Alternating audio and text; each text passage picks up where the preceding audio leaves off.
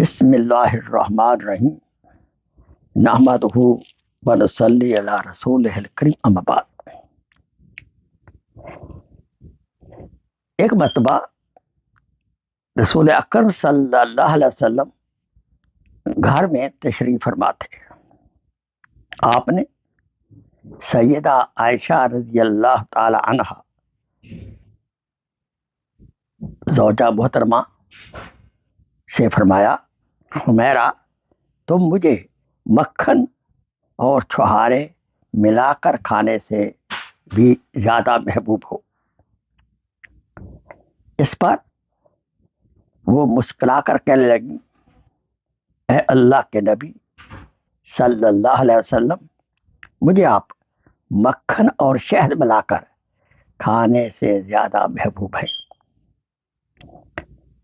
نبی اکرم صلی اللہ علیہ وسلم نے اس پر مسکرا کر فرمایا، حمیرہ تیرا جواب میرے جواب سے زیادہ بہتر ہے۔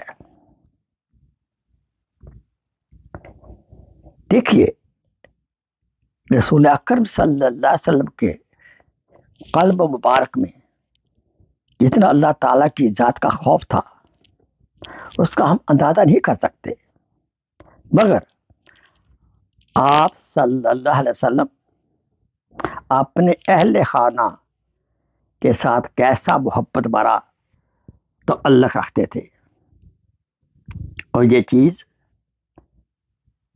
اللہ تعالیٰ کی ذات قدوس کو بہت محبوب ہے۔ سیدہ عائشہ رضی اللہ تعالیٰ عنہا فرماتی ہیں کہ نبی اکرم صلی اللہ علیہ وسلم جب بھی کبھی گھر تشریف لاتے تو ہمیشہ مسکراتے ہوئے گھر میں داخل ہوتے۔ اس حدیث پاک کے آئینہ میں ہم اپنا چہرہ دیکھیں۔ کیا ہم گھر میں مسکراتے ہوئے داخل ہوتے ہیں، یا تیوریاں چڑی ہوتی ہیں، یا حاکمانہ انداز ہوتا ہے، ایک حاکم کی طرح گھر میں داخل ہوتے ہیں، ایک سخت استاد کی طرح جس کے پاس ڈنڈا بھی ہو وہ کلاس میں داخل ہوتا ہے۔ یاد رکھیں، یہ زندگی بد مزہ زندگی ہے۔ ہمیں تو ہر دوسرے کو اپنے سے افضل سمجھنا چاہیے۔ میں یہ کہوں گا کہ خامد کو چاہیے اپنی بیوی کو ہر لحاظ سے اپنے سے افضل سمجھے، اور بیوی کو چاہیے اپنے خامد کو ہر لحاظ سے اپنے سے افضل سمجھے۔ یہ بہترین باہمی محبت کا نسخہ عرض کر رہا ہوں، ورنہ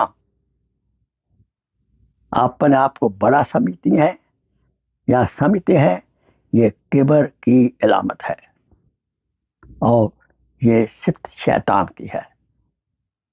اس سے آپ میں جو محبت ہے اس میں زہر گھل جاتا ہے۔ دل کو کھلا رکھیں، اور اس کا بہترین ایک نسخہ ہے، ایک دوسرے کو معاف کرتے رہیں، ایک دوسرے کو تحائف دیتے رہیں، ایک دوسرے کی خوشیوں میں شامل ہوتے رہیں، ایک دوسرے کی مدد کرتے رہیں، ایک دوسرے کے والدین سے محبت کا سلوک کریں۔ اللہ تعالیٰ سے دعا ہے، اللہ تعالیٰ ہم سب کو اور مجھے بھی ایسا حسن خلق اختیار کرنا چاہیے۔ وہ آخر دعوانا ان الحمدللہ رب العالمین۔ Please share this video as a صدقہ جاریہ۔ جزاک اللہ خیر۔